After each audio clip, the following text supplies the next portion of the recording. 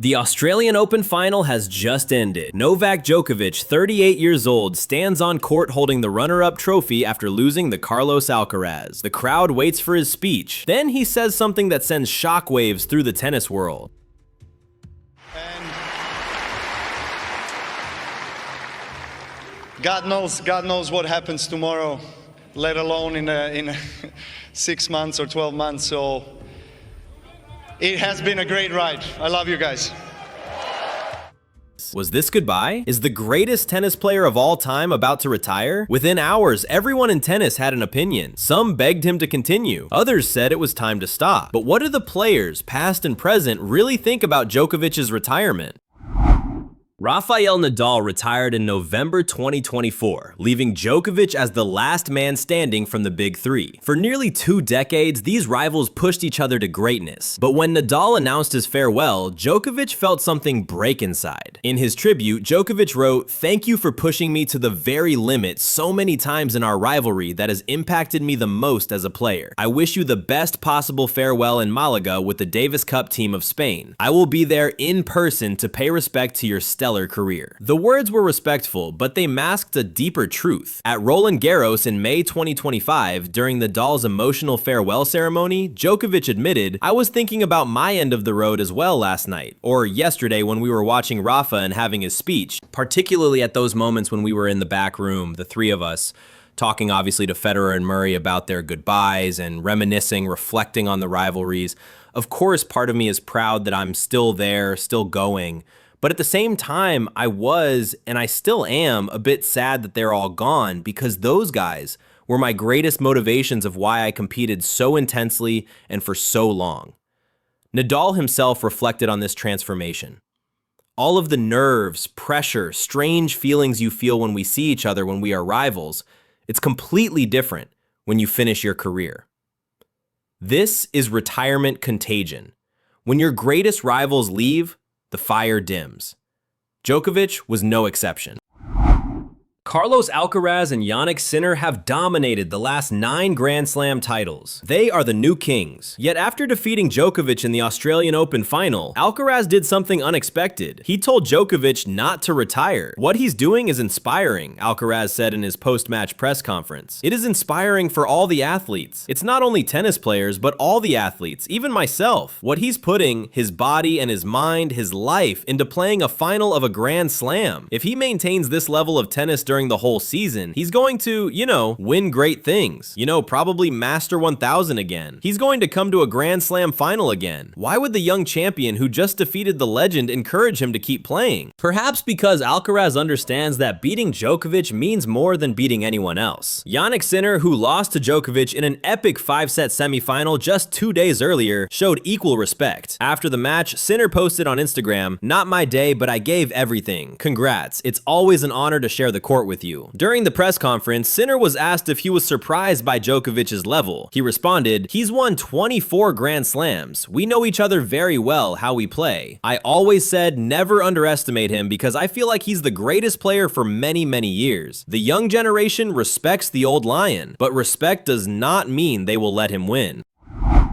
Pete Sampras was Djokovic's childhood hero. As a 6-year-old boy in 1993, Djokovic watched Sampras win Wimbledon and decided that was his future. Decades later, Djokovic would surpass every record Sampras set. But what does the legend himself think about Djokovic's potential retirement? In 2021, Sampras made his verdict clear. What Novak's done over the past 10 years, winning the majors, being consistent, finishing #1 for 7 years, to me, it's a clear sign that he is the greatest of all time. Sampras didn't stop there. He acknowledged the brutal competition Djokovic faced. Finishing 7 years at #1 adds an extra layer to all the major titles he's won. He achieved it during a time when he dominated 2 of the greatest players, Roger Federer and Rafa Nadal. The respect was mutual. Djokovic once said of Sampras, "Pete had the champion spirit. That is his legacy. He showed the resilience and mental strength and laser-like focus that separated him from everyone else and made him an all-time great." But there's an ironic parallel here. Sampras retired in 2002 immediately after winning the US Open. He never played another professional match. He walked away at the peak, never looking back. Could Djokovic do the same? Or is he incapable of such a clean exit? The answer may define how his story ends. Boris Becker coached Djokovic from 2013 to 2016, winning 6 Grand Slams together. Their bond runs deeper than tennis. When Becker was imprisoned in England in 2022 for financial crimes, most of the world abandoned him. Djokovic didn't. Becker later revealed what happened when Djokovic won Wimbledon that year while he was behind bars. When Novak won and raised his arms, I stood up and raised my arms too. As I did so, the noise along the wing broke out again, louder than ever before. The banging didn't stop for 10 minutes. So when journalists began asking if Djokovic should retire, Becker exploded. In November 2025, he told The Guardian, "Who are we to tell Novak when he should retire? Let him, we need him." Becker's frustration was palpable. He is still chasing his 25th Grand Slam, reached the semifinals of all 4 Grand Slam tournaments this year, and won 2 tournaments. Anyone who has played against Novak Djokovic has lost a lot of money in the last 20 years. Becker's argument was simple: respect the champion's choice. He leads by example and shows the young players the amount of dedication you need to come to the top and then stay on top. But Becker's defense revealed something else: loyalty. Djokovic stood by him in prison. Now Becker stands by Djokovic in decline. It's not just about tennis statistics, it's about human connection. And perhaps that's why Becker refuses to accept the retirement narrative. To him, Djokovic will always be the fighter who never abandoned his friends. Andre Agassi coached Djokovic briefly from May 2017 to March 2018. The partnership failed, but Agassi learned something crucial about greatness. In December 2024, speaking at an event in India, Agassi issued a warning about Djokovic's future. "Father Time always wins," Agassi said. "Djokovic has already done so much, so long, and it's hard to imagine longer. I think he'll run out of the energy for it more than the capability of it, I would imagine." This distinction is critical. Djokovic's body can still compete. His serve, his ground strokes, his movement, they're all still elite, but energy is different. Energy comes from motivation, from hunger, from the fire inside, and Agassi knows that fire doesn't burn forever. Agassi experienced this himself when Pete Sampras retired in 2002. "When Pete retired, it was a blow to me. It set me back a little bit. It made me have to rediscover my inspirations on some level. And Djokovic has lost the guys that he's made history with." When Agassi himself retired at 35, he compared it to something dark. "It's like preparing for death. Nobody knows what it's going to feel like, and nobody knows when it is going to happen, and when it does, it's your time." But during their coaching partnership, Agassi witnessed Djokovic's unique mental makeup. "The guy is really smart, and it shocks you how much he remembers and the details," Agassi said. "You see him off the court and he thinks through everything, but on the court he tends to feel his way through matches. The question isn't whether Djokovic can still play. The question is whether he still wants to. Capability is physical. Energy is spiritual. And once that spiritual fuel runs dry, no amount of talent can refill the tank." Not everyone believes Djokovic can continue. John McEnroe, never one to sugarcoat his opinions, delivered a harsh verdict in January 2026. Speaking on TNT Sports before the Australian Open, McEnroe said, "In his heart of hearts and in my opinion, no. I don't think he can beat both of those guys when he has already had to go through 5 matches. That's the problem." McEnroe's logic was simple. Beating Alcaraz or Sinner once is possible. Beating both in back-to-back 5-set matches at 38 years old? Impossible.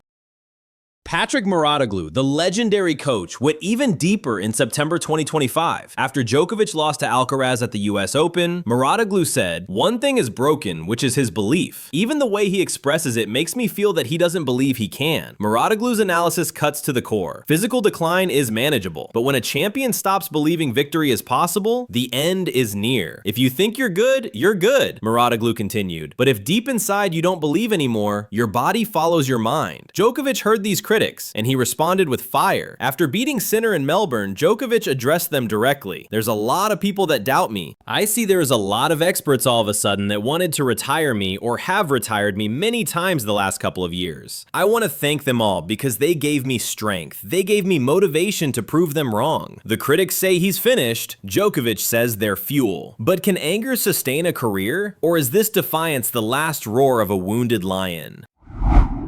Tim Hinman and Greg Rusedski, former British rivals, both faced the retirement question themselves. Now, as commentators, they've watched Djokovic's struggle closely. Their verdict? Don't count him out. Hinman stated firmly in October 2025, "What I always say about these great players is they should play as long as they want. They have earned the right to play as long as they want. If they are enjoying it, keep playing. It's the best job in the world. You are a long time retired." Rusedski learned his lesson the hard way. "I once wrote off Sampras and he went all the way and won the US Open, so I will never make that mistake again." Never discount the greats. These great champions have something a little bit extra, and health is your wealth. And he just proved the world wrong. But Rusedski added an important caveat. You know it's time to retire when you are not enjoying it anymore. He is still the third best player in the world, even though the rankings don't say so.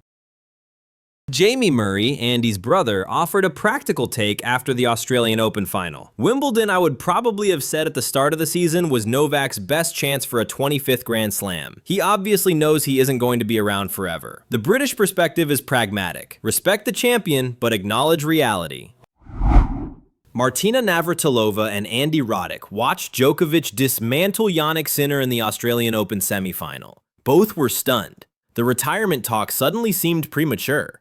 Navratilova, speaking on Tennis Channel, said, "And how the conversation changed so quickly against Musetti. Down 2-0, Musetti gets hurt. Novak played terrible. That was the worst match I've seen him play in years. Then he comes out here. If he had lost to Sinner in 3 or 4 sets, we are still like, well, maybe the time has come. Instead, he is now in the conversation not just here, but the rest of the year." Roddick was even more emphatic on his podcast. To do this at 38 years old, if anyone asks Novak about retirement in the next 6 months, they should be fired. But not everyone agreed. Mats Wilander offered a contrasting view in May 2025 before Roland Garros. There's a possibility that it's his last French Open. Once you get to 5-set tournaments where he's won so many of them, I think his confidence will come soaring back. The only problem is that other players suddenly believe that they can beat Novak Djokovic, and that's something that they haven't believed before. Wilander identified the shift. For years, opponents were defeated mentally before they stepped on court against Djokovic. Now they believe, and belief changes everything. So which is it? Is age just a number, as Roddick suggests? Or is perception reality, as Wilander warns? Perhaps both are true. Djokovic has stated his ultimate goal, the 2028 Olympics in Los Angeles. After winning gold in Paris 2024, he wants to defend his title at 40 years old. Boris Becker supports this dream. "I heard the other day that he wants to play at the Olympics in LA 2028. Let him. We need him." But is this realistic? Djokovic himself has shown doubt. After losing the Australian Open final, he admitted, "I didn't think that I would be standing in a closing ceremony of a Grand Slam once again, so I think I owe you the gratitude as well for pushing me forward the last couple weeks." Yet his competitive spirit remains fierce. Speaking about longevity, Djokovic said, "Longevity is one of my biggest motivations. I really want to see how far I can go. LeBron James is still going strong. He is 40. Cristiano Ronaldo, they are inspiring me as well, so I want to keep going." So was Melbourne 2026 his last Australian Open? Will he make it to Paris 2028? Nobody knows. Not McEnroe, not Becker, not even Djokovic himself. The only certainty is this: when he finally walks away, tennis will lose its greatest warrior. But that day, only time will tell.